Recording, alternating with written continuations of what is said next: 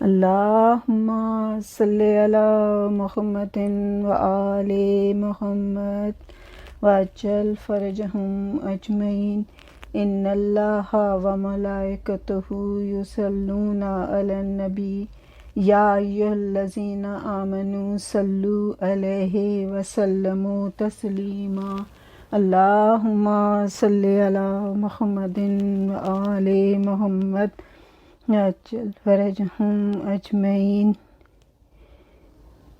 اولنا محمد واوسطنا محمد وآخرنا محمد وکلنا محمد. ہمارا اول بھی محمد، ہمارا آخر بھی محمد، ہمارا اوسط بھی محمد، اور ہم کل کے کل محمد. اور آج میں اپنے مولا امام تقی علیہ السلام کے مصائب بیان کروں گی، فضائل بیان کروں گی. لیکن آج کی اس ذکر میں سب سے پہلے کہتی ہوں قالوا انا للہ و انا الیہ راجعون. آج میرے مولا تقی علیہ السلام کے میں شہادت کا ذکر کروں گی. میرے وہ مولا امام تقی علیہ السلام کہ جنہیں میرے مولا امام رضا علیہ السلام نے نماز شب کی دعاؤں میں مانگا، اس لیے کہ لوگ آپ کو یہ کہتے تھے کہ آپ کی تو اولاد ہی نہیں ہے. اور میرے مولا رضا علیہ السلام کو خداوند کریم نے مولا تقی علیہ السلام عنایت فرمائے. آپ کا نام محمد ہے اور آپ کے لقب جو ہیں وہ جواد ہیں، وہ تقی ہیں، وہ قانع ہیں، وہ مرتضیٰ ہیں. آپ کی کنیت ابو جعفر ہے اور مشہور ترین لقب آپ کا تقی ہے. اور جبکہ ہم زیادہ تر امام تقی الجواد کہہ کے آپ کو پکارتے ہیں. تقی اور غنی میں دو فرق ہوتے ہیں. غنی اس کو کہتے ہیں کہ جب اس کے پاس کوئی سوالی آ جائے تو وہ اس کو اپنی حیثیت کے حساب سے عطا کر دے. اور تقی اس کو کہتے ہیں کہ جو سوالی آئے اور وہ اسے اتنا زیادہ دے دے کہ جتنی اس نے مانگا بھی نہ ہو. اور آپ واقعی تقی جواد ہیں. ہم رزق کے لیے آپ سے ہی دعائیں مانگتے ہیں اور کہتے ہیں کہ میرے مولا ہمارے رزق میں اضافہ کر. تو ہم توسل کرتے ہیں اپنے مولا امام تقی سے رزق کے لیے. میرے مولا تقی علیہ السلام خداوند کریم کی ایک بیش قیمت نعمت میرے خداوند کریم نے میرے مولا رضا کو عطا کی.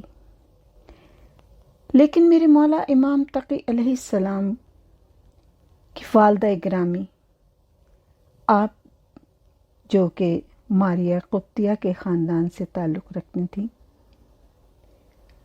اور بہت روزے رکھتی تھیں اور بہت عبادت گزار تھیں. میرے مولا تقی علیہ السلام نے کم سنی میں ہی بہت مصیبتیں برداشت کیں. جب میرے مولا کی عمر 6 سال کی تھی تو ہارون رشید نے میرے مولا رضا علیہ السلام کو اپنے پاس بلایا اور اس نے یہ شرط رکھی تھی کہ آپ اپنے خاندان کو، اپنی بیوی بچوں کو اپنے ساتھ نہیں لے جا سکتے، آپ اکیلے میرے پاس آئیں گے. اور جب آپ جا رہے تھے تو میرے مولا تقی رو رہے تھے. اور جب میرے مولا رضا علیہ السلام عمرے کے لیے گئے تھے تو مقام ابراہیم پہ میرے مولا تقی بیٹھے ہوئے رو رہے تھے. خاتم آیا کہ مولا گھر چلیں، واپس چلیں. تو آپ نے کہا تھا میں کیسے چلا جاؤں کہ جس کے سر پہ خاک پڑنے والی ہے، جو یتیم ہونے والا ہو. وہ میرے مولا 6 سال کی عمر میں آخری دفعہ باپ سے ملے تھے، اور پھر بابا کے جانے کے بعد پھوپھی فاطمہ جنہیں ہم معصومہ قم بھی کہتے ہیں آپ کا بہت خیال کرتی تھی، لیکن پھر وہ بھی اپنے بھائی کی محبت میں مدینہ چھوڑ کے چلی گئی تھیں، اور پھوپھی کے جانے کا بھی آپ کو بہت صدمہ تھا۔ میرے مولا یہ وقت تو گزار ہی رہے تھے کہ جب آپ 9 سال کے ہوئے، بابا کے انتقال کی خبر سنی، اور اس وقت مامون رشید کو اب یہ احساس ہوا کہ لوگ یہ سمجھ رہے ہیں کہ میں نے رضا کو شہید کیا ہے، شہادت میری وجہ سے ہوئی ہے۔ تو اس نے سوچا کہ اب مجھے کیا کرنا چاہیے، اور اسے بہتر تدبیر یہ نظر آئی کہ میں امام تقی علیہ السلام کو اپنے پاس بلا لوں۔ جب میرے مولا تقی علیہ السلام مدینے سے نکلے تو آپ کے ساتھ آپ کی والدہ تھی، اور آپ کو اس نے بلا تو لیا، باقاعدہ اس نے خط لکھا تھا، دعوت دی تھی، لیکن یہاں بلا کے اس نے مولا کو اپنے دربار میں بلانا مناسب نہ سمجھا۔ ایک دن آپ بغداد کے گزرگاہ میں کھڑے تھے، چند لڑکے وہاں کھیل رہے تھے کہ وہاں سے مامون کی سواری گزری، اور میں تو سمجھتی ہوں کہ یہ بھی حکم الہی کی وجہ سے سب کچھ ہوا تھا، کیونکہ میرے مولا بہت پریشان تھے اور خداوند کریم ان کی پریشانی نہیں دیکھ سکتا۔ جب مامون کی سواری نزدیک آئی تو سب لڑکے ڈر کر بھاگ گئے، مگر میرے مولا تقی اپنی جگہ پر کھڑے رہے، اور جب مامون کی سواری وہاں پہنچی تو مامون نے دیکھا کہ سب لڑکے بھاگ گئے ہیں، پوری سڑک خالی ہے، لیکن صرف ایک بچہ ہے جو ایک کونے میں خاموش کھڑا ہے۔ تو مامون کو بڑی حیرت ہوئی، اور اس نے اپنے سپاہی سے کہا کہ ذرا تم میری سواری کو روکو اور اس بچے کے پاس جاؤ اور اسے کہو کہ میں بلا رہا ہوں۔ میرے مولا بہت شان کے ساتھ چلتے ہوئے اس کے پاس آئے، تو مامون نے کہا کہ جب سب لڑکے بھاگ گئے تھے تو آپ کیوں نہیں بھاگے؟ سوال مامون نے کیا تھا۔ میرے مولا نے بلا ساختہ جواب دیا، کیوں نہیں بھاگا؟ یہ بھی کوئی وجہ ہے؟ کہا ہاں، سب بچے جتنے بھی کھیل رہے تھے بھاگ گئے تھے، تم کیوں نہیں بھاگے تھے؟ میں یہ پوچھ رہا ہوں۔ آپ نے کہا رستہ تو تنگ نہیں تھا، تیری سواری، تیرے سپاہی سب آسانی سے یہاں سے گزر سکتے تھے، میرے کھڑے رہنے سے کوئی رستہ تو تنگ نہیں ہو رہا تھا، اس لیے میں کھڑا رہا، کیونکہ میرے ہٹ جانے سے کوئی رستہ وسیع تو نہیں ہو جاتا۔ اور سن، میں نے کوئی جرم نہیں کیا کہ میں تجھ سے ڈرتا، اگر میں نے کوئی جرم کیا ہوتا تو میں یہاں سے ڈر کے بھاگتا نا، میرا تو کوئی جرم نہیں ہے۔ اور سن بادشاہ، مامون کی طرف دیکھ کے کہا، خلیفہ وقت سنا، تیسری بات میں میں تمہیں جواب دے دیتا ہوں کہ مجھے تمہارے چہرے سے لگ رہا ہے کہ تم بے گناہ شخص کو نقصان نہیں پہنچاتے۔ مامون کو میرے مولا امام تقی کا انداز بیان بہت پسند آیا، کیونکہ یہ خود بھی علم کا دلدادا تھا، علم سیکھنے پڑھنے کا شوق رکھتا تھا۔ آپ کے انداز بیان سے اسے ایسا لگا کہ کوئی صاحب معرفت بچہ ہے۔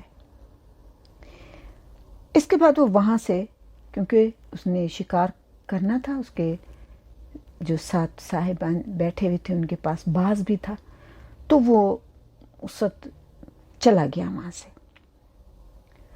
اور جب وہ وہاں سے واپس آیا تو وہ شکار کرنے کے لیے ہی تو جا رہا تھا، اس کے پاس شکاری باز تھے۔ وہ آبادی سے باہر نکل گیا اور اس نے اپنے باز کے پیچھے باز کو چھوڑ دیا۔ باز نظروں سے اوجھل ہو گیا اور جب وہ واپس آیا تو اس کی چونچ میں ایک چھوٹی سی زندہ مچھلی تھی۔ تو مامون بہت حیرت میں ہوا اور اس نے کہا کہ یہ مچھلی آسمان پہ سے کیسے آئی، بادلوں میں سے کیسے آئی؟ اس لیے کہ مچھلی تو پانی میں ہوتی ہے، سمندر میں ہوتی ہے، دریا میں ہوتی ہے، اور دریا زمین پہ ہوتے ہیں، آسمان میں مچھلی کہاں سے آئی؟ جب وہ واپس آیا تو اسی جگہ سے گزرا اور وہ لڑکے وہاں پر پھر کھیل رہے تھے۔ اب جو انہوں نے بادشاہ کی سواری آتی دیکھی تو وہ سارے کے سارے لڑکے پھر بھاگ گئے، لیکن میرے مولا امام تقی علیہ السلام بدستور وہیں کھڑے رہے۔ اب جب مامون نے دیکھا کہ سب بچے پھر بھاگ گئے ہیں اور میرے مولا تقی علیہ السلام وہیں کھڑے ہیں، تو اس نے اپنے سپاہی سے کہا کہ سواری روک دو، میں اس بچے سے بات کرنا چاہتا ہوں۔ آپ نے جناب مولا تقی علیہ السلام کو نزدیک بلایا اور کہا کہ میں آپ سے کوئی سوال کرنا چاہتا ہوں، بتائیں میں آپ سے کیا سوال پوچھنا چاہتا ہوں۔ میرے مولا نے اس کے چہرے پہ نظر ڈالی اور مسکرائے اور کہا اچھا۔ تو مامون نے اپنی جو مٹھی بند تھی کہنے لگا یہ بتائیں کہ میرے ہاتھ میں کیا ہے۔ میرے مولا نے اس کے ہاتھ کی طرف دیکھا، اس کے چہرے پہ نظر ڈالی اور فرمایا کہ سن، سمندر کے پانی جب بخارات بنتے ہیں اور بادل انہیں اڑا کر لے جاتے ہیں، تو ان بادلوں میں جو چھوٹی مچھلیاں ہوتی ہیں ہوا کے ساتھ، ان بخارات کے ساتھ اڑ کے آسمان پر چلی جاتی ہیں، بادلوں میں چلی جاتی ہیں، اور پھر ان مچھلیوں کو جب بادشاہ اپنے باز بھیجتا ہے، ہوا میں بھیجتا ہے، تو باز اپنی چونچ میں وہ چھوٹی مچھلیاں پکڑ کر لے آتے ہیں، اور پھر جو وقت کے بادشاہ ہوتے ہیں وہ اہل بیت رسالت کے علم کا امتحان لیتے ہیں۔ یہ تمام باتیں سن کے بہت حیران ہوا مامون اور کہنے لگا آپ کس کے فرزند ہیں؟ میرے مولا نے کہا میں علی ابن موسیٰ رضا کا فرزند ہوں۔ مامون بہت دل میں شرمندہ ہوا اور کہنے لگا واقعی آپ اہل بیت رسالت کے فرد ہیں جو آپ نے یہ مجھے جواب دیا ہے، یہ علم اور کسی کے پاس نہیں ہو سکتا۔ اور اس کے بعد اس نے آپ کو اپنے ساتھ بٹھایا اور پھر دربار میں لے کر آیا۔ دربار میں جب آپ کو لے کر آیا اور سب سے آپ کا تعارف کروایا، اس نے پہلے مامون کی طرف سے امام رضا کو اس نے اپنا ولی عہد بنایا تھا،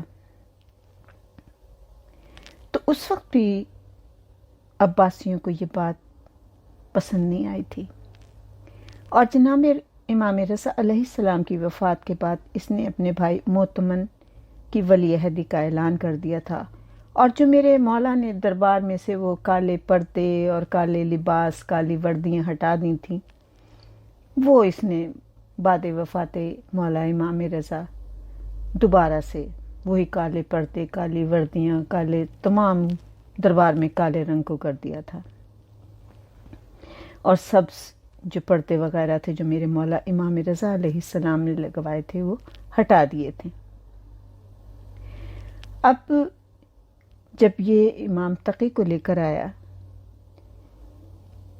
تو اس نے انہیں بڑی عزت دی۔ عباسی بہت پریشان ہو گئے اور ایک وفد کی شکل میں مامون کے پاس آئے اور اپنے جذبات کا اظہار کرنے لگے، اور انہوں نے کہا آپ کہ امام رضا کے ساتھ جو آپ نے طریقہ اختیار کیا تھا وہی ہم کو ناپسند تھا، لیکن خیر وہ کم از کم اپنے اوصاف و کمالات کے لحاظ سے قابل عزت سمجھے جاتے تھے، مگر ان کے بیٹے محمد تو ابھی بالکل کم سن ہے، اور تم نے انہیں جہاں پر عالم لوگ بیٹھتے ہیں، علماء بیٹھتے ہیں، معززین بیٹھتے ہیں، وہاں انہیں بٹھا دیا ہے، اس قدر ان کی عزت کی تم نے، یہ بات صحیح نہیں ہے۔ تو اس کے اوپر مامون نے کہا کہ میں یہ چاہتا ہوں کہ میں اپنی بیٹی ام الفضل کا رشتہ ان کے ساتھ کر دوں، اور میں کرنا چاہتا ہوں۔ اس پہ یہ لوگ اور زیادہ ناراض ہو گئے، اور انہوں نے کہا کہ یہ ان کے پاس علم نہیں ہے، بچے ہیں یہ، اور تم اس کی شادی کیسے کر سکتے ہو؟ تو مامون نے کہا کہ یہ محمد آل محمد کے خاندان سے تعلق رکھتے ہیں، ان کے بچوں کے پاس بھی اتنا ہی علم ہوتا ہے جتنا ان کے بڑوں کے پاس، بزرگوں کے پاس ہوتا ہے، اور اگر تم یہ چاہتے ہو کہ تم اس کا مقابلہ کرو علم کا، تو میں مناظرہ رکھتا ہوں۔ اور پھر مامون نے مناظرہ کیا، اور یحییٰ بن اقسم سے بہت بڑا مناظرہ تھا، جس میں میرے مولا جیت گئے تھے، اور آپ نے ان سے سوال کیے جس کے وہ جواب دے نہ سکا۔ پھر میرے مولا نے کہا کہ اب کچھ اور سوال پوچھنے ہیں، تو وہ پوچھو۔ جب وہ نہ پوچھ سکے تو پھر میرے مولا نے سوال کیے تھے جس کے وہ جواب نہیں دے سکا تھا۔ تو مامون نے کہا تھا کہ اب میں ام الفضل کا شادی جو ہے مولا تقی سے کرنا چاہتا ہوں۔ جب اس نے خطبہ نکاح کی بات کی تو میرے مولا نے کہا کہ میں خطبہ نکاح خود پڑھوں گا، اور بڑی عالیشان طریقے سے شادی ہوئی، اور جو خطبہ آپ نے پڑھا تھا واقعی آج بھی اس خطبے کے ہوتے ہوئے دوسرے خطبے کا پڑھنا مناسب نہیں ہے۔ میرے مولا تقی کی جس دن شادی ہوئی تو بادشاہ بہت خوش تھا۔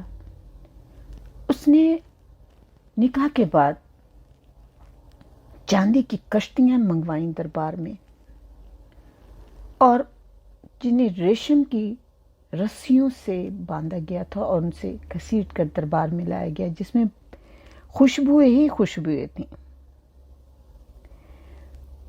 اور وہ ان کی داڑھیوں میں لباس پر لگایا گیا۔ پھر اس نے کچھ اور تحفے تحائف دیے لوگوں کو، جو بھی لوگ آئے ہوئے تھے انہیں لباس دیے، تحفے دیے۔ اس طرح سے شام ہو گئی تھی، اور بادشاہ یہ نہیں چاہتا تھا کہ مولا جو ہے محل چھوڑ کر اپنے چھوٹے سے گھر میں جائیں، تو اس نے یہ کیا کہ آپ کے لیے روکنے کا کیا بندوبست کرے۔ اس نے کہا کہ خوبصورت لڑکیوں سے، کیونکہ یہ اس کے دربار میں رقص و سرور کی محفلیں ہوتی تھیں اور بہت ناچ گانا بھی ہوتا تھا، تو اس نے کہا کہ ناچ گانے کی محفل سجائی جائے، کسی طریقے سے ہم ان کو یہاں پر روک لیں۔ جب یہ بات کر رہا تھا کہ روک لیں، میرے مولا وہاں پہ خاموش بیٹھے ہوئے تھے اور دیکھ رہے تھے کہ اب یہ کیا کرتا ہے۔ اس نے اپنے جو مخصوص گانے والا تھا اس کو کہا کہ تم گانا گاؤ، اور اس نے اپنا جو ستار تھا، جو موسیقی کے ساز تھے، اس نے اپنے ساتھیوں کے ساتھ بجانے شروع کر دیے۔ وہ موسیقی کے ستار بجا رہا تھا، اور مولا میرے سر جھکائے بیٹھے تھے۔ آپ نے اس سے کوئی بات نہیں کی کہ تم یہ کیا کر رہے ہو، اور رقص کرنے والی عورتیں جو تھیں وہ ہاتھوں میں جام لیے ہوئے تھیں، اور جو بہت قیمتی جام تھے جن پہ ہیرے جواہرات لگے ہوئے تھے۔ اس طرح سے میرے مولا کے چاروں طرف عورتیں رقص کرتی ہوئی تھیں اور وہ گانا گا رہا تھا۔ جب یہ تمام منظر میرے مولا دیکھ رہے تھے، آپ سر چکائے بیٹھے تھے اور آپ نے کسی سے کوئی کسی قسم کی بات نہیں کی تھی۔ اور جب کچھ دیر گزر گئی اور میرے مولا کی برداشت سے باہر ہوا تو آپ نے اپنا سر بلند کیا اور اس گانے بجانے والے کی طرف دیکھا جس کا نام مخارق تھا، اور پھر دیکھنے کے بعد آپ نے فرمایا، اور لمبی داڑھی والے، کچھ اپنی عمر کا خیال کر۔ جیسے ہی آپ نے یہ الفاظ کہے ہیں، اس کے ہاتھ میں جو ستار تھا وہ چھٹ گیا اور وہ بے ہوش ہو گیا۔ اور جب اسے ہوش میں لایا گیا تو اس سے پوچھا گیا کہ تجھے کیا ہوا تھا، تو کیوں بے ہوش ہو گیا تھا؟ تو اس نے کہا کہ میں اس جملے اور اس چہرے کو میں بھول نہیں پا رہا جس انداز میں مولا نے مجھے یہ بات کہی تھی۔ میرے مولا گھر تشریف لے آئے۔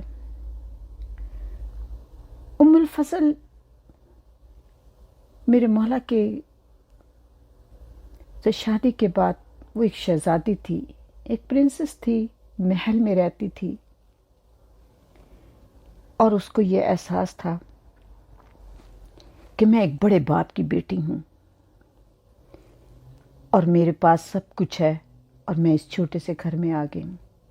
لیکن یہ آل محمد ہے، ان کی نظروں میں تو یہ تمام محل، یہ تمام آسائشیں کوئی ویلیو نہیں رکھتی، لیکن ام الفضل کی نظر میں تھیں، اور وہ بار بار پریشان ہو جاتی تھی اس گھر میں رہنے سے، اور بار بار اپنے باپ سے آ کے شکایتیں کرتی تھی کہ میں یہاں پر رہنا میرے لیے بہت مشکل ہے، مجھ سے برداشت نہیں ہوتا ہے، میں محل کے رہنے کی عادی ہوں، میں نوکرانیوں کے ساتھ رہنے کی عادت ہوں، اب مجھے یہاں کام بھی کرنا پڑے۔ بہرحال اس طریقے سے میں یہاں رہتی تھی اور اپنے باپ سے آ کر بار بار شکایتیں کرتی تھی اور بہت روتی تھی۔ تو ایک دن اس نے بعد وفات جناب حکیمہ خاتون سے اس بات کا خود بھی ذکر کیا ہے کہ میں جب بھی اپنے باپ سے کہتی تھی کہ میں وہاں نہیں رہ سکتی تو میرا باپ کہتے تھا صبر کرو کہ وہ فرزند رسول ہے اور رسول کے رشتہ دار ہیں، لیکن میں باپ کی بات کو بھی نظر انداز کر دیتی تھی اور پھر جا کر باپ سے شکایت کرتی تھی۔ ایک دن رات کو میں اپنے باپ کے پاس گئی اور میں نے کہا کہ مجھ سے اب برداشت نہیں ہوتا، میں اس گھر میں اب رہ نہیں سکتی۔ میرے باپ نے اسے بہت شراب پی ہوئی تھی اور اس نے ایک غلام کی طرف اشارہ کیا کہ جو اس کے سامنے کھڑا تھا، اس سے کہا کہ تلوار لے کے آ، اور وہ اتنے غصے میں تھا کہ وہ تلوار لے کر میرے ساتھ میرے گھر چلا گیا۔ اور جب میں نے اپنے باپ کو اس قدر غصے میں دیکھا تو مجھے یقین ہو گیا کہ آج انا للہ و انا الیہ راجعون۔ میں پڑھنے لگی کہ بس آج امام تقی کو یہ چھوڑیں گے نہیں، اور میں اس وقت شرمندہ بھی ہو رہی تھی کہ میں نے اپنے شوہر کو خود ہی قتل کروا دیا۔ وہ پہنچا اور اس نے امام تقی علیہ السلام سو رہے تھے، اس نے لگاتار کمرے میں داخل ہوتے ہی امام تقی علیہ السلام کے اوپر تلوار کا وار کرنا شروع کر دیا، یہاں تک کہ انہیں ٹکڑے ٹکڑے کر دیا، اور پھر وہاں سے باہر آ گیا۔ صبح تک نیند نہ آئی۔ جب صبح کا وقت ہوا تو میں پھر اپنے باپ کے پاس گئی اور میں نے کہا کہ رات آپ نے امام رضا علیہ السلام کے بیٹے کو قتل کر دیا ہے۔ اس بات سے وہ بہت حیران ہوا اور کہنے لگا یہ کیسے ہوا، یہ تو نے مجھ سے کام کروایا؟ اس نے کہا ہاں تم نے بہت تلواریں ماری۔ پھر وہ کہتی ہے کہ میرے باپ نے غلام یاسر کو بلایا، اس سے پوچھا تو اس نے کہا ہاں بلکہ تم نے تو ان کو ذبح بھی کر دیا ہے۔ تو اس وقت کہتی ہے کہ میرے باپ نے نوکر یاسر سے کہا کہ جلدی سے جاؤ گھر دیکھ کے رہو کہ وہاں کیا ماجرا ہے۔ یاسر جب گھر گیا تو اس نے دیکھا کہ حضرت بیٹھے ہوئے ہیں اور آپ کے بدن پر وہی لباس ہے اور آپ مسواک کر رہے ہیں۔ تو یاسر نے کہا کہ آپ اپنا یہ لباس مجھے دے دیں، میں چاہتا ہوں کہ تبرک کے طور پہ مجھے یہ مل جائے تاکہ میں اس پہ نماز پڑھوں۔ مقصد تو یاسر کہتا ہے میرا یہ تھا کہ میں آپ کے جسم مبارک پر نگاہ ڈالوں کہ آیا تلوار کے زخم ہیں یا نہیں۔ تو میں نے دیکھا کہ آپ کا جسم تو بالکل صاف تھا، کوئی زخم نہیں تھا۔ یاسر نے آ کے یہ سارا واقعہ بتایا تو مامون بہت دیر تک روتا رہا، شرمندہ ہوا اور پھر کہنے لگا کہ تم نے مجھ سے بہت ظلم کروایا ہے۔ اس نے یاسر سے کہا کہ مجھے تلوار لے کے سواری پہ سوار ہونا، جانا، مکان میں داخل ہونا تو یاد ہے، لیکن واپس کیسے آیا مجھے یاد نہیں۔ اور مامون نے برا بھلا کہنا شروع کر دیا ام الفضل کو کہ تو نے مجھ سے بڑا ظلم کروا دیا، لیکن وہ صحیح سلامت ہے، یہ بات سن کے میں بڑا خوش ہوں۔ تو کہنے لگا کہ جاؤ فرزند رضا علیہ السلام کے پاس جاؤ اور ان کو میرا سلام کہو، 20,000 دینار دو، اور وہ گھوڑا جس پر میں رات سوار ہو کے گیا تھا کہ جسے وہ شہری کہتا تھا وہ بھی مولا کو جا کر دے دو اور میرا سلام کہہ دینا اور کہنا کہ آپ میرے گھر تشریف لائیں۔ یاسر گیا اور اس نے سارا سامان وغیرہ آپ کے پاس کیا، گھوڑا شہری بھی آپ کو دیا۔ آپ مسکرایا، فرمایا مامون اور ہمارے درمیان تھا کہ اسی طرح تھا کہ وہ تلوار لے کر مجھ پر گھس آئے، اس نے جو کیا، لیکن خیر میرے اور اس کے درمیان ایک اور ہستی ہوتی ہے جو میری مدد کرتی ہے۔ اس نے کہا کہ آپ کو مامون نے کہا ہے کہ آپ تشریف نہ آئیں۔ آپ نے کہا ٹھیک ہے، آپ نے اپنا لباس منگوایا اور پہن کر کھڑے ہو گئے، اور آپ کے ساتھ اور لوگ بھی جو آپ کے ساتھی تھے وہ آپ کے ساتھ چلنے کے تیار ہوئے۔ مامون بڑا پریشان تھا کہ آپ بالکل محفوظ رہے، کیسے رہے؟ تو آپ نے کہا یہ حرص جواد کی وجہ سے ہے، جو حرص میں پہنتا ہوں اس کی وجہ سے ہے۔ اس واقعے کے بعد سے مامون بہت شرمندہ ہو گیا تھا، آپ کے علم کا تو وہ قائل ہی ہو چکا تھا، اور اس واقعے سے بیٹی سے بھی سخت ناراض تھا۔ اور کچھ دنوں کے بعد اس نے کہا بیٹی سے کہ جیسے بھی امام کہتے ہیں آئندہ مجھے امام کی شکایت مت کرنا، اور جس طریقے سے وہ رکھنا چاہتے ہیں تم ویسے ہی ان کے ساتھ رہو۔ میرے مولا نے، کیونکہ آپ کی والدہ بھی آپ کے ساتھ تھیں، کہا کہ میں مدینہ جانا چاہتا ہوں۔ مامون بھیجنا تو نہیں چاہتا تھا، اپنی بیٹی کو اپنے سے دور تو نہیں کرنا چاہتا تھا، لیکن اس واقعے کے بعد سے وہ امام کو منع نہیں کر سکتا تھا۔ تو اس نے کہا کہ ٹھیک ہے آپ مدینے چلے جائیں، سواری کا انتظام کیا، اور پھر آپ تمام سپاہیوں کو اور ایک قافلے کی صورت میں آپ کو اس نے بیٹی کو بھیجا، بڑی شان کے ساتھ روانہ ہوئی۔ جب آپ کوفے پہنچے تو آپ جناب مسیب کے گھر جا کے ٹھہرے اور وہیں پہ آپ نے قیام کیا، اور جب رات ہوئی تو آپ نے کہا کہ میں جو قدیم مسجد ہے یہاں پہ وہاں نماز پڑھنا چاہتا ہوں۔ تو لوگوں نے کہا کہ ٹھیک ہے۔ آپ جب وہاں گئے اور نماز پڑھنے کے لیے تو آپ نے دیکھا کہ وہاں ایک درخت ہے جو بالکل سوکھ چکا تھا۔ میرے مولا نے وہاں نماز پڑھی، اور نماز پڑھنے کے بعد آپ نے جو وضو کا پانی وہیں پہ بیٹھ کے نماز وضو کی، اور پھر آپ نے جو وضو کا پانی تھا وہیں گرا دیا تھا۔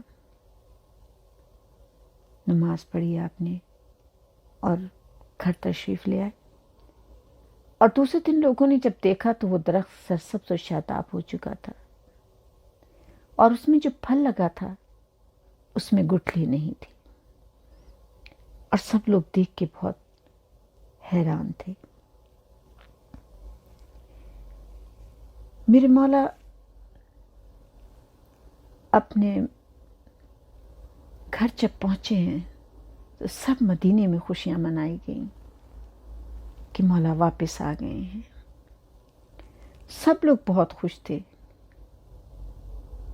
سادہ سا گھر ہے مولا کا، یہاں کوئی شان و شوکت نہیں ہے،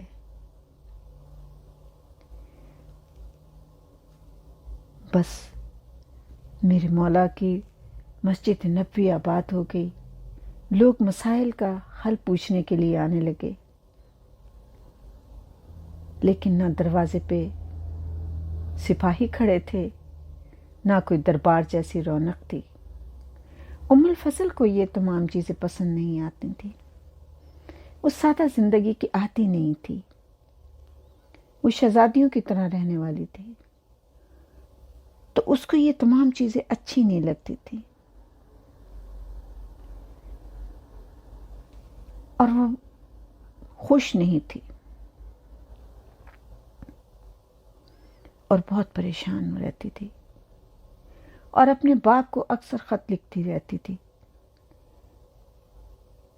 جس میں وہ برائیاں لکھتی تھی کہ میرے سے یہاں پہ رہنا بہت مشکل ہے، میرا یہاں کے حالات صحیح نہیں ہیں۔ اور جب میرے مولا تقی علیہ السلام نے شادی کی جناب نقی علیہ السلام کی والدہ سے، تو یہ سخت ناراض ہو گئی تھی، اور اس نے اپنے باپ کو خط لکھا تھا کہ دیکھیں انہوں نے دوسری شادی کر لی ہے، اب میں ان کے ساتھ رہنا نہیں چاہتی۔ تو مامون نے لکھا تھا کہ یہ خداوند کریم نے ان کو حلال کیا ہے، ان کو اجازت ہے دوسری شادی کی، تو کیسے ان کو منع کر سکتی ہے، اور میں کیسے منع کر سکتا ہوں؟ تو اس بات سے یہ اور بھی ناراض تھی کہ باپ میرا کہنا نہیں مانتا۔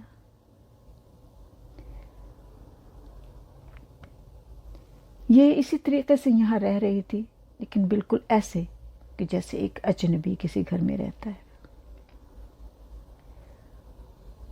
اسی طریقے سے رہتے ہوئے وقت گزرتا جا رہا تھا۔ میرے مولا کے وہی حالات تھے۔ میرے مولا کے گھر امام نقی پیدا ہو چکے تھے، آپ کے بیٹے موسیٰ مبرقہ پیدا ہو چکے تھے، آپ کی تو بیٹیاں جناب فاطمہ اور امامہ پیدا ہو چکی تھیں۔ میرے مولا مسجد نبوی میں جاتے تھے، مسائل کا حل بیان کرتے تھے، تمام مدینے والے خوش تھے۔ شام ہوتی تھی، جنت البقیع دادی کے قبر پر جاتے تھے، اور اپنی جد نانا رسول اللہ کی قبر پر جاتے تھے، چراغ جلاتے تھے، اور میرے مولا وقت گزار رہے تھے کہ مامون کا انتقال ہو گیا۔ مامون کے انتقال کے بعد اس کا بھائی مؤتمن بیٹھا، جو کہ معتصم باللہ کے نام سے مشہور ہوا۔ اس کو اہل بیت سے پہلے ہی بہت بغض تھا۔ اب جب مامون کا انتقال ہوا اور یہ بیٹھا، اور ان دنوں یہ سامرا شہر کی تیاری کروا رہا تھا، سامرا کو اپنا دارالخلافہ بنانا چاہتا تھا، اس نے ام الفضل کے خط کو بڑے غور سے پڑھا اور پھر اس نے کہا کہ ٹھیک ہے، تمہیں میں مدینے سے واپس بغداد بلاتا ہوں۔ اور اس نے وہاں کے عبد المالک بن زیاد جو مدینہ کا گورنر تھا اس کو خط لکھا اور اسے کہا کہ امام تقی علیہ السلام سے کہو کہ وہ میرے پاس واپس بغداد آ جائیں اور ام الفضل کو لے کر آئیں اور اپنے بچوں کو وہیں رہنے دیں، جیسے کہ ہارون رشید نے کہا تھا امام رضا علیہ السلام کو کہ یہ اپنے بچوں کو وہیں رہنے دیں۔ اسی طریقے سے اس نے دوبارہ بغداد بلا تو لیا، لیکن امام کو کوئی عزت نہیں دیتا تھا، آپ کو نظر بند کیا ہوا تھا۔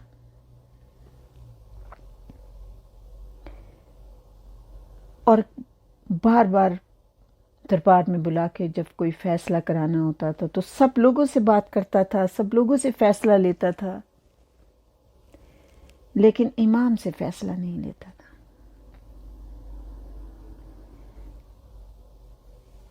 ایک دن دربار میں ایک چور آیا۔ بادشاہ نے، ظاہر ہے چور تھا تو سارے علماء بیٹھے ہوئے تھے، قاضی بیٹھے تھے، سوال کرنے لگے اور کہ اس چور کا ہاتھ کیسے کاٹا جانا چاہیے، کلائی سے کاٹنا چاہیے، انگلیاں کاٹنی چاہیے، کونی سے کاٹنا چاہیے، کہاں سے اس کے ہاتھ کو کاٹنا چاہیے۔ میرے مولا امام تقی علیہ السلام بھی دربار میں خاموش بیٹھے تھے، کیونکہ آپ کو معلوم تھا کہ اس نے مجھ سے تو فیصلہ کروانا نہیں، بس مجھے دربار میں بلا لیتا ہے۔ اس نے مولا کو بالکل اتنا نظر بند کیا ہوا تھا کہ 1 سال کے عرصے میں میرے مولا کہتے ہیں کہ آپ اپنی زندگی سے میں بیزار ہو چکا ہوں، کیونکہ جس انسان کو اس طرح سے نظر بند کر دیا گیا ہو کہ کوئی مل نہیں سکتا، کسی سے آپ نہیں مل سکتے تھے، کوئی آپ کے پاس آ نہیں سکتا تھا، سارے لوگ سن رہے تھے۔ اس نے خود چوری کا اقرار کر لیا تھا، اب بس بادشاہ یہ چاہتا تھا کہ اس پہ حد جاری کرے۔ اس نے علماء اور فقہ کو اپنی مجلس میں اکٹھا کیا، مولا تقی کو بھی بلایا ہوا تھا، اور پوچھا کہ ہاتھ کہاں سے کاٹنا چاہیے۔ اب جب یہ بات کی تو ایک عالم نے کہا کہ اس کا ہاتھ کونی سے کاٹ دینا چاہیے۔ خلیفہ نے پوچھا، یعنی کہ جو معتصم باللہ تھا، اس نے پوچھا کہ اس کی دلیل کیا ہے، تو اس نے کہا کہ آیت تیمم کی وجہ سے کہ مسح کرو اپنے چہروں اور ہاتھوں کا، وَمَسَحُوا وَجْهَكُمْ وَأَيْدِيَكُمْ، مسح کرو اپنے چہروں اور ہاتھوں کا۔ اور خداوند عالم نے اس آیت میں ہاتھ کا ہتھیلی پر اطلاق کیا ہے، اور اس نے اس کی دلیل یہ بھی دی کہ دیکھیں جتنے لوگ یہاں پر بیٹھے ہیں اس دربار میں، انہوں نے بھی میری اس بات کی طرفداری کی ہے کہ میں ٹھیک کہہ رہا ہوں کہ کونی تک ہاتھ کاٹ دینا چاہیے۔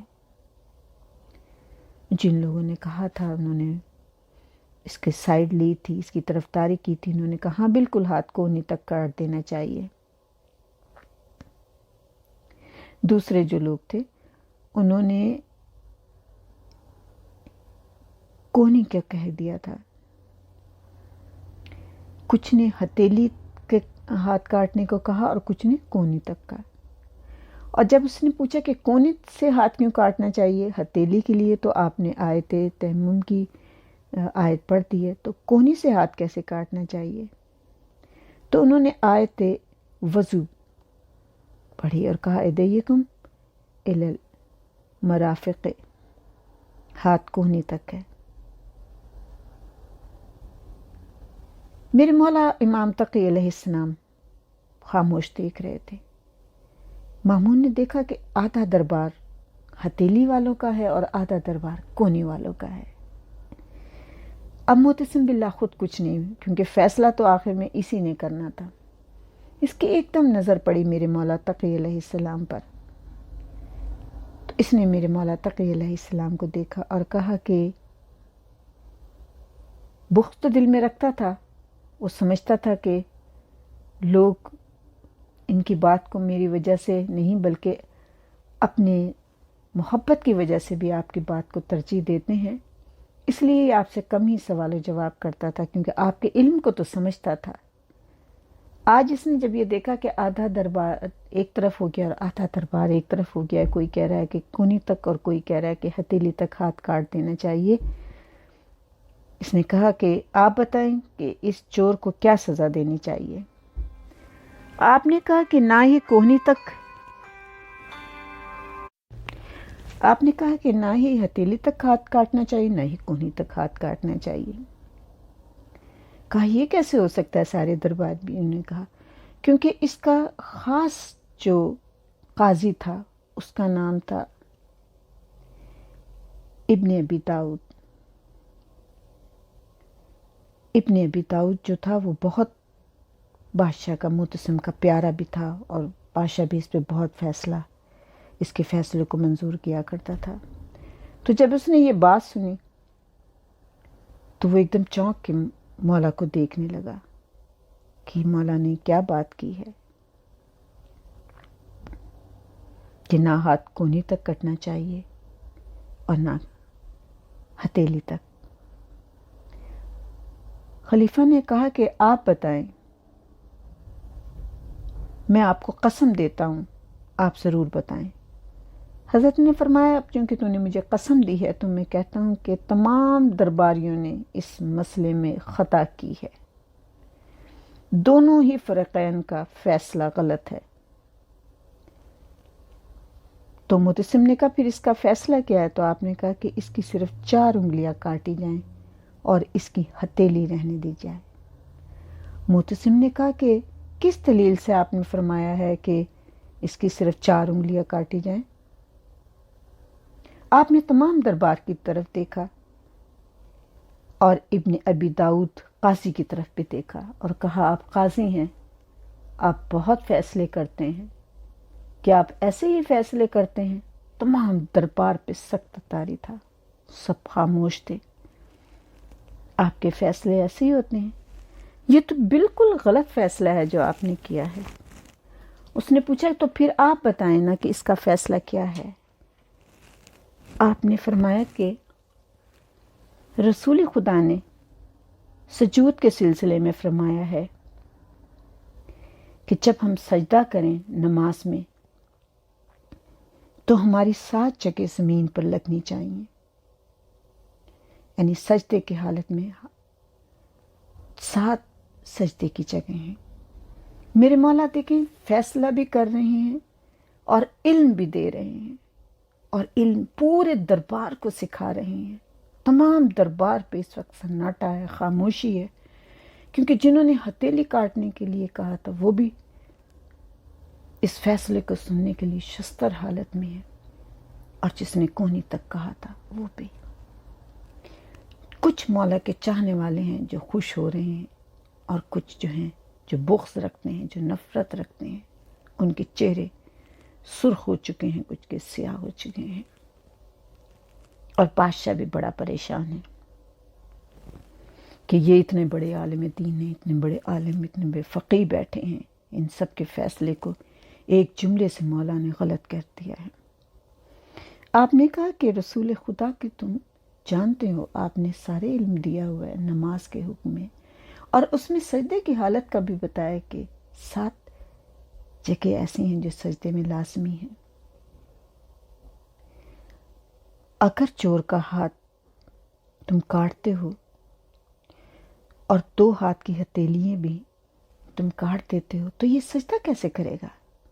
کیونکہ تمہیں پتہ ہے کہ سجدے میں 7 جگہ زمین پر لگنی چاہیے جن میں 2 ہاتھ کی ہتھیلیاں ہیں۔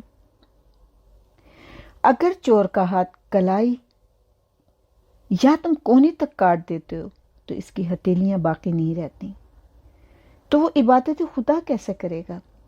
اور وہ عبادت خدا میں سجدہ کیسا کرے گا؟ یہ جگہ تو حقوق اللہ ہیں، اور کسی کو اس پر حق نہیں کہ اسے کاٹے۔ یہ سجدے کی جگہ تو اللہ کی جگہیں ہیں، اور کسی بھی انسان کو حق نہیں ہے کہ عبادت کا حق اللہ کا ہے، عبادت کی جگہ اللہ کی ہے، اس سے کوئی چھینے۔ یہ خداوند کریم نے ہر ایک کو دی ہے، اور یہ خدا کی دی ہوئی جگہ ہے، یہ حقوق اللہ ہے، اسے تم نہیں کاٹ سکتے۔ اور خداوند عالم فرماتا ہے کہ ان المساجد للہ، کہ مساجد مخصوص ہیں اللہ کے لیے۔ اور جب آپ نے یہ کہا تو معتصم نے آپ کی بات پسند کیا اور کہا کہ چور کا ہاتھ وہیں سے کاٹا جائے جہاں سے حضرت نے فرمایا ہے، اس لیے کہ جب ہم سجدہ کرتے ہیں تو ہماری سجدے کی جگہ میں 2 ہتھیلیاں، پیشانی، ہتھیلیاں، گھٹنے دونوں، اور دونوں پیر کے انگوٹھے، یہ 7 جگہیں ہماری بنتی ہیں جو حالت سجدہ میں ہونے لازمی ہیں۔ اور یہ میرے مولا نے اس وقت تمام درباریوں کو سمجھایا جنہیں شاید اتنے علم کے باوجود اس چیز کا ہی شاید علم نہیں تھا۔ میرے اس فیصلے کو سب نے پسند کیا اور اس کی 4 انگلیاں کاٹ دی گئیں۔ لیکن ابن ابی داؤد وہ بہت غصے میں اپنے گھر آیا اور کہنے لگا کہ آج میری سارے دربار میں میری جگہ سائی ہوگی۔ میری بات کو خلیفہ نے نہیں مانا اور امام کی بات کو مانا ہے، بے شک امام کا فیصلہ بالکل حق تھا، ہمیں خیال رکھنا چاہیے تھا اس چیز کا۔ یعنی دشمن بھی امام کے علم کو مانتا ہے، لیکن اپنی شان، اپنی عزت اور اتنے درباریوں کے سامنے اس کی بات رد ہو گئی، اس وجہ سے وہ مولا سے ناراض تھا۔ بغض تو پہلے ہی تھا، اور گھر آیا اور آ کے کہنے لگا کہ آج ابو جعفر محمد بن علی یعنی امام تقی کی وجہ سے آج کا دن اتنا سخت گزرا ہے کہ میں آرزو کر رہا تھا دربار میں کہ کاش میں 20 سال پہلے مر گیا ہوتا۔ اور بار بار شرمندہ ہوتا، اتنا اس کو غصہ تھا۔ 3 دن گزر گئے اسی طرح، وہ دربار میں آتا اور خاموش بیٹھا رہتا۔ 3 دن کے بعد یہ ابن ابی داؤد خلیفہ کے پاس گیا اور کہا میں تنہائی میں آپ سے کوئی بات کرنا چاہتا ہوں۔ خلیفہ کی خیر خواہی مجھ پر لازم ہے۔ بادشاہ نے کہا ٹھیک ہے، تنہائی مل گئی اور وہ دونوں بیٹھ گئے، باتیں کرنے لگے۔ کہنے لگا معتصم سے کہ خلیفہ وہ معاملہ جو آج سے چند دن پہلے واقع ہوا ہے، میں یہ کہہ رہا ہوں وہ آپ کی سلطنت اور حکومت کے لیے مناسب نہیں تھا۔ خلیفہ نے بڑی حیران ہو کہ معتصم باللہ نے ان کی چہرے کی طرف دیکھا، کیوں، کیا ہوا، کیا مسئلہ ہے؟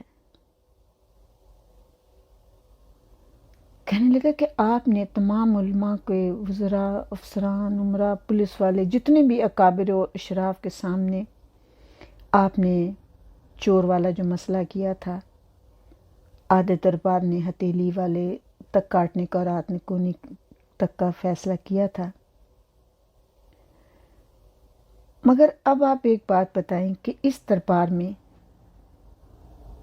آپ نے امام تقی سے جو سوال کیا اور ان کے فیصلے کو مان لیا، تو اب جتنے بھی اور لوگ دربار میں بیٹھے ہیں اور جو انہیں اپنا امام اور خلیفہ سمجھتے ہیں، وہ تو کچھ لوگ تو آپ کو پہلے یہ سمجھتے ہیں کہ آپ نے خلافت کو، ان کے حق کو غصب کیا ہوا ہے۔ اب آج انہوں نے تمام دربار میں جتنے علماء تھے، جتنے فقہا تھے، ان کے خلاف فتویٰ دے دیا اور کہہ دیا کہ یہ جو انہوں نے ہاتھ کاٹنے کا فیصلہ کیا ہے یہ غلط ہے۔ اور پھر اس کے بعد آپ نے اس پہ مہر لگا دی کہ آپ نے کہا کہ ہاں امام آپ ٹھیک کہہ رہے ہیں، اور آپ نے تمام علماء کا قول چھوڑ کر ان کے فتوے کے مطابق عمل کیا ہے۔ اور آپ کو معلوم ہے ان 3 دنوں میں یہ خبر لوگوں کے درمیان پھیل گئی ہے اور ان کے چاہنے والے خوش ہو رہے ہیں کہ امام کا فیصلہ صحیح ہے، ان کے امام کے پاس علم بہت ہے اور امام ہی کے پاس علم ہے، ہمارے پاس تو علم ہی نہیں ہے۔ اب جب معتصم کو اس نے اور بھڑکایا اور کہا کہ آپ کو بھی لوگ پسند نہیں کرتے، وہ تو پہلے ہی کہتے ہیں کہ آپ نے ان کا حق غصب کیا ہوا ہے۔ معتصم کو جیسے جیسے یہ باتیں کر رہا تھا تو پہلے ہی مولا سے بغض رکھتا تھا، اس کا رنگ بدلنے لگا، کہنے لگے خدا تمہیں جزائے خیر دے کہ تم نے مجھے اس امر سے آگاہ کیا کہ جس سے میں غافل تھا۔ کہنے لگا ٹھیک ہے میں اب کچھ کرتا ہوں۔ اور کچھ دنوں کے بعد اس نے اپنے ایک آدمی کو کہا کہ مولا کو بلاؤ اور کھانے پہ۔ تو جب آپ کو کھانے کے لیے بلانے لگا تو آپ نے انکار کیا، لیکن اس نے پھر کہا کہ نہیں آپ میرے گھر آئیں۔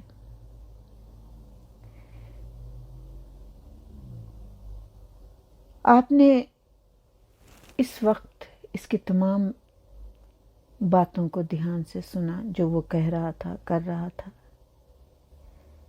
بادشاہ، آپ بادشاہ سے ملاقات کے بعد گھر آئے۔ میرے مولا تقی علیہ السلام اس وقت بالکل تنہا ہیں اور میرے مولا کے پاس کوئی اپنا نہیں ہے، پردیس ہے، تنہائی ہے۔ میرے مولا جب پہلے 9 سال کی عمر میں مدینے سے نکلے تھے تو ان کے ایک چاہنے والے اسماعیل بن مہران جو تھے وہ ان کے پاس آئے تھے اور ان سے کہا تھا مولا آپ کو اس نے اپنے پاس بلایا ہے۔ اسد مامون رشید نے خط لکھ کر جب بلایا تھا، مولا اس نے آپ کو اپنے پاس تو بلایا ہے لیکن مولا مجھے ان لوگوں پر اعتبار نہیں، یہ لوگ آپ سے نفرت کرتے ہیں۔ میرے مولا مجھے لگ رہا ہے کہ یہ کہیں آپ کو شہید نہ کر دیں، جیسے آپ کے بابا کو بلایا اور شہید کر دیا تھا، جیسے آپ کے دادا کے ساتھ انہوں نے ظلم کیا ہے۔ اسی طرح سے مولا مجھے ڈر ہے کہ کہیں آپ کے ساتھ یہ کوئی سلوک ایسا نہ کریں۔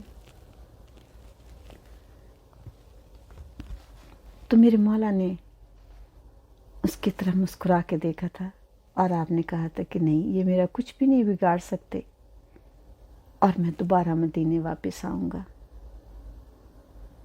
اور آپ جب مدینے آئے تو اسماعیل بن مہران آپ سے ملاقات کے لیے آئے اور بہت خوش تھے، اور جناب امام تقی علیہ السلام ام الفضل کو لے کر مدینہ آئے تھے۔ لیکن اب جب اس نے ام الفضل نے خط لکھے تھے اور میرے مولا کو عبد الملک بن زیاد کے پاس معتصم باللہ کا خط آیا کہ میری بھتیجی یہاں پر رہنا نہیں چاہتی ہے تو تم انہیں واپس بھیجو، تو جب امام تقی علیہ السلام کے پاس عبد بن زیاد نے بلایا اور کہا کہ آپ نے بغداد جانا ہے، آپ کو سامرا بلایا ہے، آپ نے ام الفضل کے ساتھ صرف جانا ہے، اپنے بچوں کے ساتھ نہیں۔ تو اسماعیل بن مہران کو جب خبر ہوئی کہ آپ مدینہ چھوڑ رہے ہیں، تمام مدینے والوں کو خبر ہوئی، سارا مدینہ اکٹھا ہو گیا تھا۔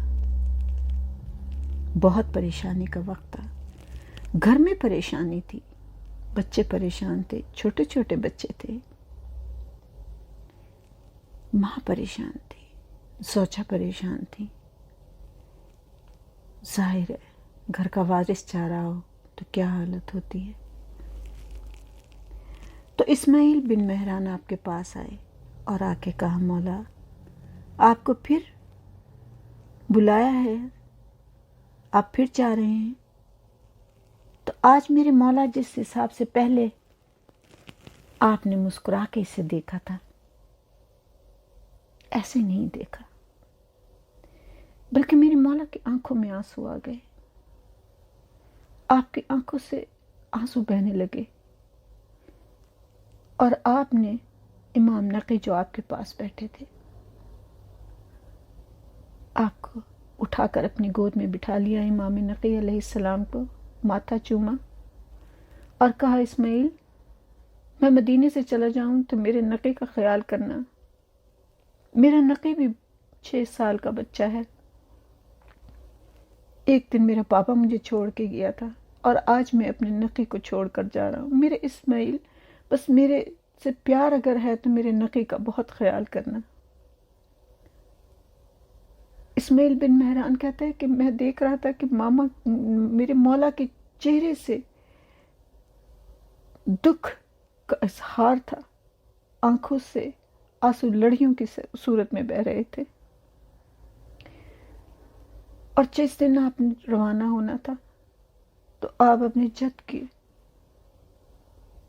कब्र पर बार बार जाते थे, कब्र से लिपट जाते थे और कहते थे, नाना, आपकी कब्र पर चिराग रोशन करने वाला जा रहा है। नाना, मेरे जद हुसैन जब गए थे तो आप एक बेटी छोड़ कर गए थे। नाना, मेरी बेटियां बहुत छोटी हैं, मेरा नकी बहुत छोटा है।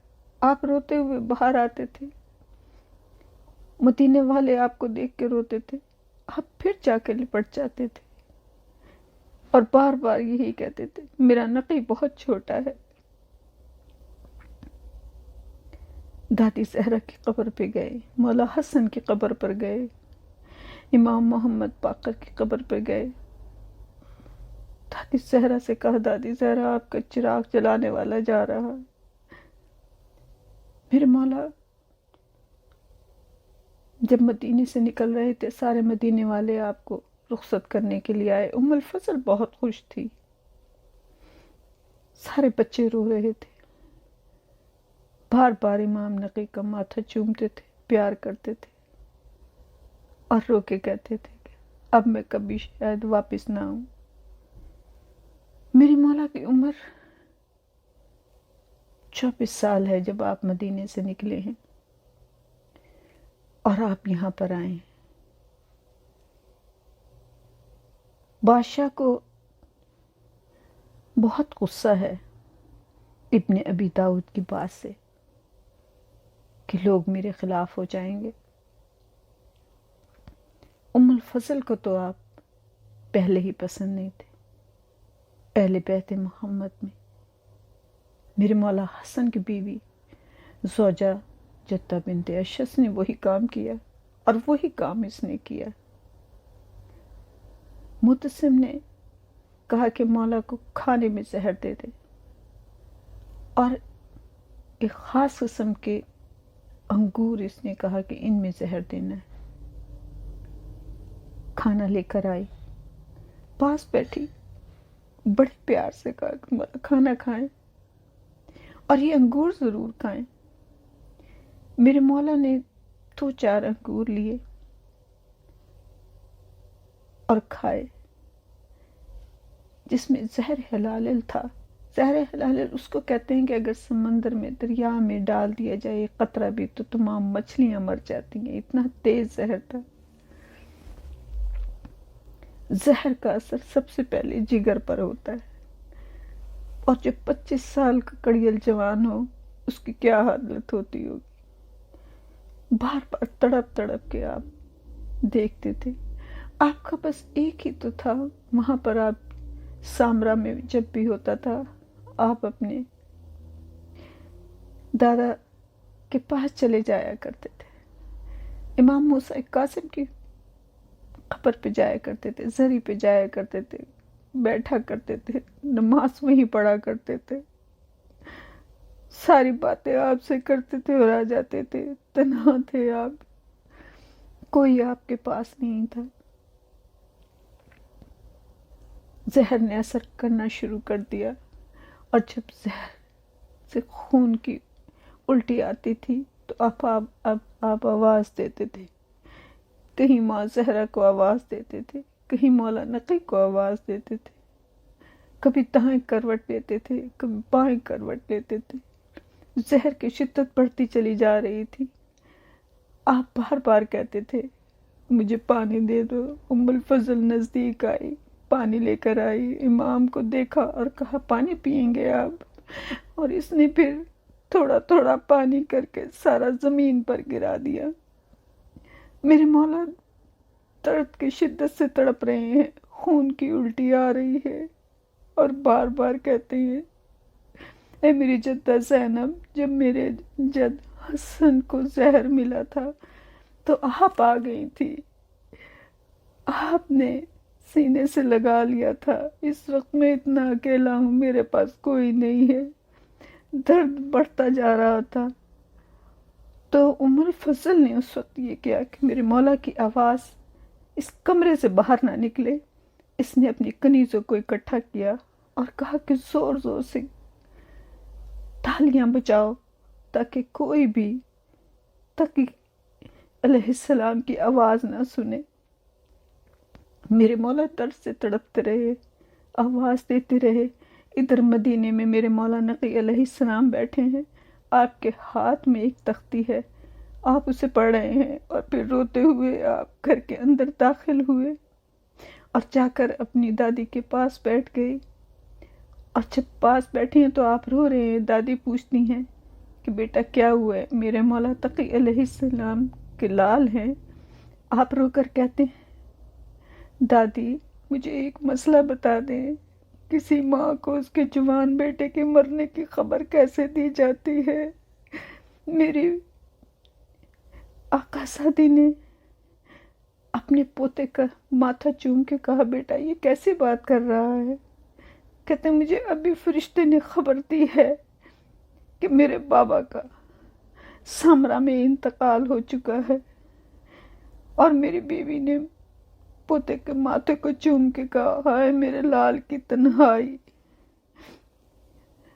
میرے مولا اکیلے تڑپتے رہے، آوازیں دیتے تھے اور بار بار کہتے تھے امام موسیٰ کاظم کی طرف دیکھ کے دادا آپ میرے پاس آ جائیں، اور کوئی نہیں ہے۔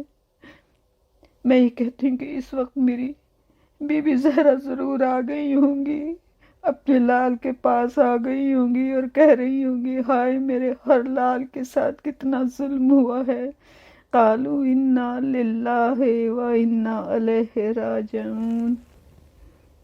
اے میرے وقت کے امام، اے میرے مولا نقی علیہ السلام، اے میرے مولا امام رضا علیہ السلام، پنجتن پاک بارہ امام چہاردم معصومین، ہمارے اس پرسے کو قبول کر لینا، ہمارے اس عبادت کو قبول کر لینا۔ اے میرے مولا اس ذکر کے صدقے جو بے اولاد ہیں انہیں اولاد عطا کرنا، جو بے روزگار ہیں انہیں روزگار عطا کرنا، جو بیمار ہیں ان کو صحت عطا کرنا۔ اے میرے مولا امام زمانہ کا جلد ظہور ہو جائے۔ اے میرے مولا امام تقی علیہ السلام کے صدقے میں، اے میرے مولا جو بے گناہ قیدی ہیں ان کو رہائی مل جائے۔ اے میرے مولا ہماری پریشانیوں کو، دکھوں کو دور کر دینا۔ جو مومن اور مومنات اس دنیا سے چلے گئے ہیں انہیں بخش دینا، میرے ماں باپ کو بھی بخش دینا۔ اے میرے مولا اس وقت کے صدقے میں روز محشر میں پیاس کی شدت سے بچانا، پاک زہرا کی چادر کے سائے میں رکھنا، مولا علی کے علم کے سائے میں رکھنا، میرے مولا حضرت محمد صلی اللہ علیہ وآلہ وسلم کی ابا کے سائے میں رکھنا۔ اے میرے مولا روز محشر ساقی کوثر اپنے ہاتھ سے جام کوثر پلائیں، وقت آخر میرے مولا ہمارے پاس آئیں۔ میرے مولا میں فشار قبر سے بچانا، ہمارے گناہ کبیرہ و صغیرہ کو معاف کر دینا۔ اللہم صلی علی محمد و آل محمد، یا محمد و آل محمد ہمارے اس پرسے کو قبول کر لینا۔ اے میری بی بی فاطمہ، اے میرے مولا رضا علیہ السلام اور مولا نقی علیہ السلام ہمارے اس پرسے کو قبول کر لینا۔ اللہم صلی علی محمد و آل محمد وعجل فرجہم اجمعین۔